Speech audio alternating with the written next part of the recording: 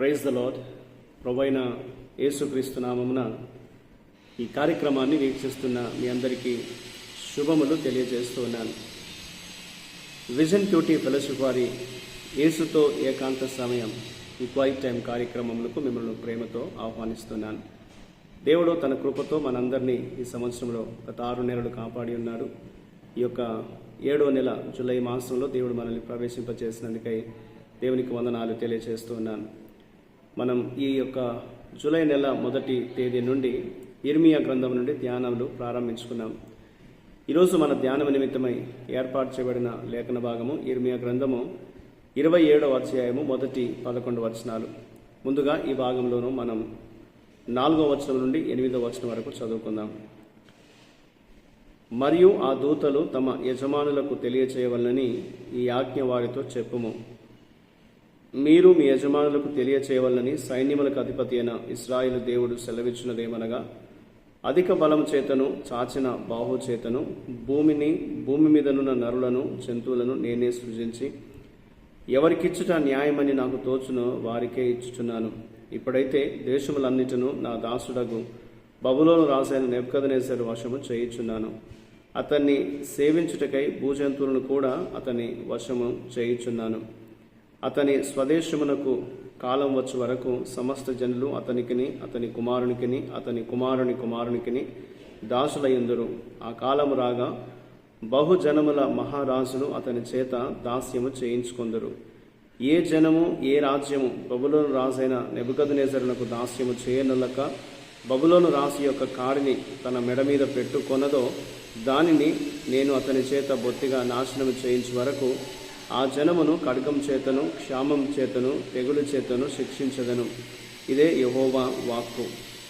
ఈనాటి లేఖన భాగం ఆధారంగా మనం ఏర్పాటు చేసుకున్న అంశం ఏదనగా కాడి మీద పెట్టుకొనుట, పుట్టింగ్ ఆన్ ద యోక్.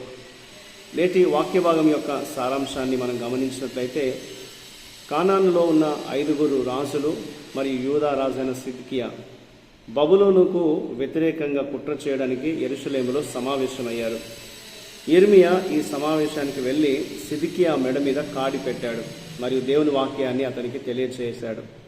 ప్రపంచం మొత్తాన్ని సృష్టించినటువంటి దేవుడు బబులోను రాజైన నెబుకద్నెజరుకు అన్ని రాజ్యాలను అతనికి ఎలా అప్పగించాడో అని తెలియజేసేదే ఆ సందేశం. బబులోను సామ్రాజ్యము కూలిపోయే వరకు అందరూ దానిని ఘనంగా ఎంచాలని, దానికి లోబడి ఉండాలని దేవుడు తెలియజేస్తున్నాడు. వారు బబులోనుకు వ్యతిరేకంగా పోరాడినట్లయితే వారు పూర్తిగా నాశనం చేయబడతారు, వారి దేశం నుండి బహిష్కరించబడతారని ఇర్మియా వారికి తెలియజేశాడు. అయితే వారు బబులోను రాజ్యానికి లోబడినట్లయితే, వారికి లొంగిపోతే వారు తమ దేశంలోనే నివసించుటకు అనుమతించబడదురని దేవుడు వారికి తెలియజేసినట్లు ఈ లేఖన భాగంలో మనం చదువుతూ ఉన్నాం. ఇందులో దేవుడు ఏమై ఉన్నాడు, దేవుడు ఎవరు అని మనం ఆలోచిస్తే 5-7 వచనాల్లో ఎవరు ఊహించలేని లేదా అర్థం చేసుకోలేని మార్గాల్లో దేవుడు ఈ ప్రపంచాన్ని చూస్తున్నాడు. దేవుడు బబులోను రాజైన నెబుకద్నెజరుకు విస్తారమైన భూమిని పరిపాలించే శక్తినిచ్చాడు. అన్ని దేశాలు తన ముందు లొంగిపోనట్లు చేశాడు. దేవుని నుండి దూరంగా ఉండడం కంటే మనం అత్యంత నలిగిన పరిస్థితిలో, అణగారిన స్థితిలో కూడా పశ్చాత్తాపడి దేవుని వైపు తిరగడం మంచిది అని ఈ లేఖన భాగంలో మనం చూస్తూ ఉన్నాం. ఇందులో మనం నేర్చుకునే పాఠాన్ని మనం గమనించినట్లయితే 9-10 వచనాల్లో తప్పుడు ప్రవక్తల పట్ల మనం జాగ్రత్త వహించాలి అని లేఖనాలు మనకు జ్ఞాపకం చేస్తున్నాయి. యూదా ప్రజలు దేవుని చిత్తాన్ని ధిక్కరించారు. అబద్ధ ప్రవక్తల కారణంగా వారు ఎక్కువగా దారి తప్పిపోయినట్లు వాక్యం మనకు తెలియజేస్తుంది.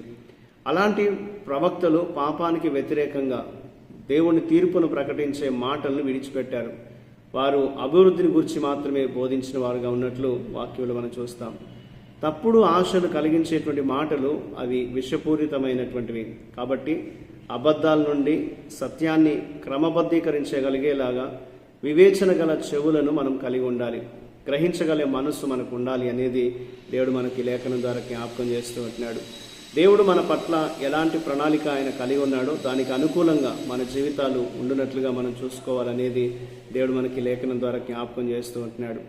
దేవుడు మన మీద ఏ కాడి పెట్టినా, దేవుడు మనకు ఏ మార్గాన్ని అప్పగించినా దానికి లోబడి ఆయన వైపు తిరగడమే మనకు మంచిది. ఆయన మార్గంలో నడిస్తే దేవుడు మనల్ని, మన పరిస్థితుల్ని తిరిగి ఆయన మెరుగుపరచగలడు అనేది దేవుని వాక్యంలో మనం చూస్తూ ఉంటాం. కాబట్టి దేవుడు యిర్మీయా ద్వారా యూదా రాజైన సిద్కియాతో ఈ మాటలు ఆయన తెలియజేస్తున్నాడు. బబులోనుకు మీరు లోబడాలి, బబులోనుకు మీరు లొంగిపోవాలని దేవుడు యిర్మీయా ద్వారా ఆ రాజుతో, సిద్కియాతో చెప్తున్నట్లుగా నేటి వాక్య భాగం చెప్తుంది. సో దేవుని మాట విని వీరు లోబడినట్లయితే వీరు క్షేమంగా ఉండగలుగుతూ ఉంటారు, తమ దేశంలోనే ఉండటానికి, నివసించడానికి అనుమతించబడతారు. ఒకవేళ దేవుని మాట వినకుండా బబులోనుకు వీరు లొంగపోయినట్లయితే వీరు శిక్షించబడతారు, దేవుని తీర్పుకు లోనవుతారని దేవుడు వారికి స్పష్టంగా తెలియజేస్తూ ఉన్నాడు.